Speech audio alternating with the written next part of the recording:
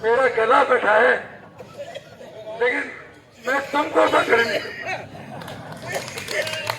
सम्मान्य खेड़िया जी, मेरे बुजुर्गों, सच तो ये है कि मैं फिर कह रहा हूं, आपको अंदाज ही नहीं है कि हमारी लड़ाई किन से है और कितनी मुश्किल है।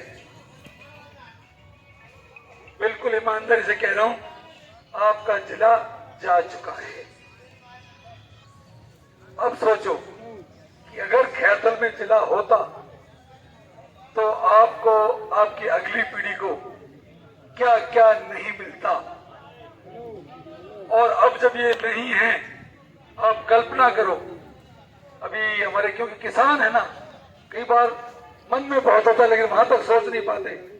एक हमारे वक्ता थे, सॉरी है तो सबके सम्मान में, मेरे लिए दिल में बहुत जगह, उन्होंने कहा 100, 200, 500 रुपए हमको आधार कार्ड में नाम चेंज करने में खर्च हो गए। अरे भिवाड़ी जाने में कितना खर्चा होगा, कैसे लोग वहां रहते हैं, कितनी दूर जाओगे, किसको जानते हो, वहां पहुंचोगे कैसे। हमारे साथ बहुत बड़ा अन्याय हुआ है। लेकिन एक बात बता दूं, ये सारा खेल पैसे का है। ऊपर वालों को फर्क नहीं पड़ेगा, उन्हें तो कर दिया, उनके लिए बहुत छोटा मोटा काम है। लेकिन जो बीच वाले हैं ना, जो यहां से चुनाव लड़ते हैं, जिनको तुम्हारी जरूरत पड़ सकती है, वो बहुत दबाव में है। अब क्योंकि ये योजना जो है ना, ये 1 दिन की, 2 दिन की, 4 दिन की नहीं है, 4 दिन पूरा बाजार बंद। अब आपको मैं छोटा उदाहरण दूं कि एक यूनियन में माना 50, 60, 70 दुकानदार हैं। कोई तो बीजेपी के पार्षद की होगी, कोई तो चेयरमैन की होगी, कोई तो किसी के समिति की होगी। उन्होंने बहुत जोर लगाया, बहुत जोर लगाया, एक एक दुकान को टारगेट किया कि कहीं से एक ईंट हिल जाए। लेकिन आपके आशीर्वाद से, आपकी ताकत से एक भी ठेला तक नहीं खुला। हमने कहा नहीं तो नहीं। ये व्यापारिक ताकत पहली बार आई, इसमें किसान जुड़ा है। लेकिन मैं बहुत ईमानदारी से कह रहा हूं, अगर आप सोच रहे हो कि ऐसे ही आ जाएगा तो नहीं आएगा। लंबी लड़ाई है, हमको योजना बनानी पड़ेगी। हमने एक दिन में हजारों, 2000, 4000 इकट्ठे कर दिए। किसान का मजदूरी का टाइम भी है, खर्चा भी लगता है, व्यवस्था भी करनी पड़ती है। फिर 4 दिन बाद कौन आएगा, 6 दिन बाद कौन आएगा, पता नहीं कितना बैठना पड़ जाए। इसलिए छीटाकशी भी हो सकती है। लेकिन दिल में ये दर्द रखना कि हमारे बच्चों का मुस्तकबिल, हमारा भविष्य हमसे छीना गया है और हमको बदला लेना है। अब बदला का मतलब क्या, चुनाव तो जब आएगा तब आएगा, लेकिन तब तक ये मत कहना कि साहब हमको गाड़ी लेने नहीं आई, हमको साहब फला ने फोन नहीं किया। ये लड़ाई किसी एक की नहीं है। और देखो कमाल की बात, सम्मान्य खेड़िया जी भी इस संगठन में है। जिला मुख्यालय बचाओ संघर्ष समिति, हमने बाबूजी का नाम सबसे ऊपर रखा कि साहब अध्यक्षता करो। बोले नहीं, जनता की लड़ाई है, जनता की लड़ाई। इसमें आप मेंबर हैं, इसमें ललित जी मेंबर हैं। इन्होंने कहा हम नहीं, जनता लड़ेगी, आपको संभालनी पड़ेगी। इसलिए इन्होंने मुझे जिम्मेदारी दी है। जिम्मेदारी बहुत बड़ी है।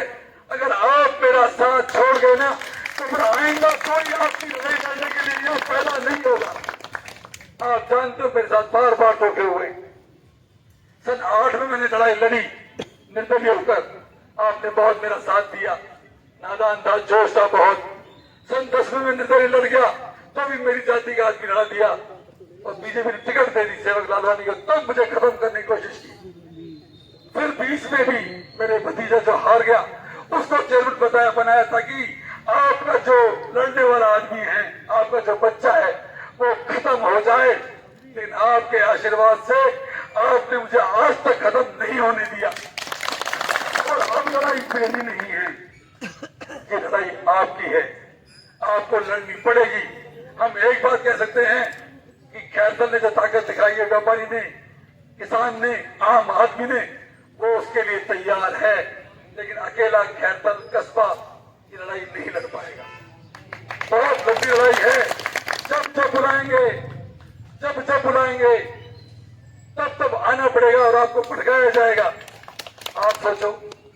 क्या बीजेपी के यहाँ पार्षद नहीं है, चेयरमैन नहीं है, एमएलए चुनाव जीतने वाले नहीं है? उनका फर्ज नहीं बनता जब हम कह रहे हैं ये पार्टी, ये लड़ाई राजनीतिक नहीं है, ये कांग्रेस की बात नहीं है, हम बार बार कह रहे हैं कि आप संभाल लो, आप संभाल लो। लेकिन मैं बता रहा हूं हमको बर्बाद करने की पूरी तैयारी है। अब आप देखो 2-3 दिन का नाटक देखो। डीजे कोर्ट नियम है कि जिला मुख्यालय में आता है।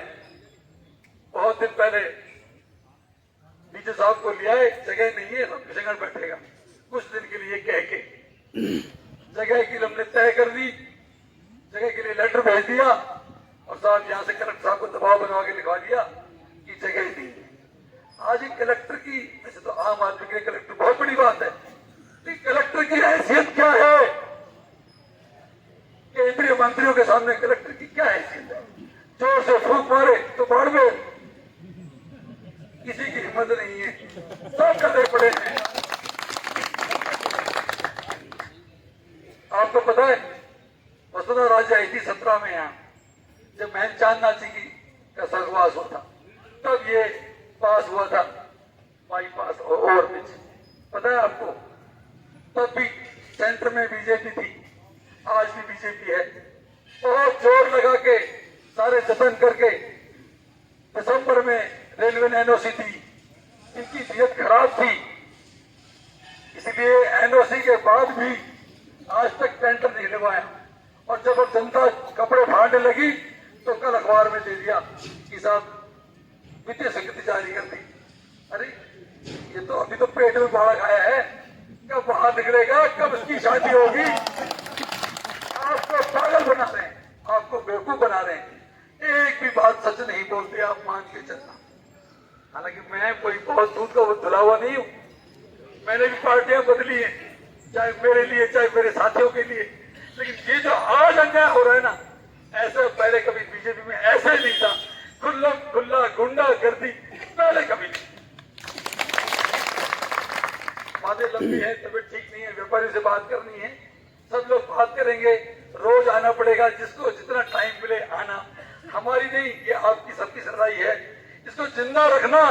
अगर ये आग बुझ गई तो हम सब खत्म हो जाएंगे।